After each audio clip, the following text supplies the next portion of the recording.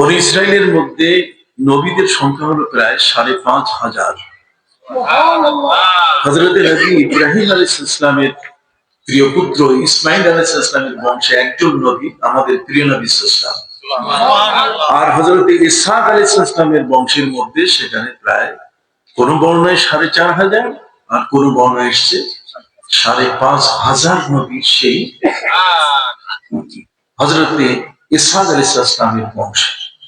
আপনি জানেন হযরত ইসহাক আলাইহিস সালাম ইব্রাহিম আলাইহিস সালামের পুত্র আর হযরত ইয়াকুব আলাইহিস সালাম হলেন তার নাতি। কথা বুঝতে পারছেন? সেই দিকে মিলিয়ে আমরা এক লম্বা ইতিহাসের দিকে যেতে পারি।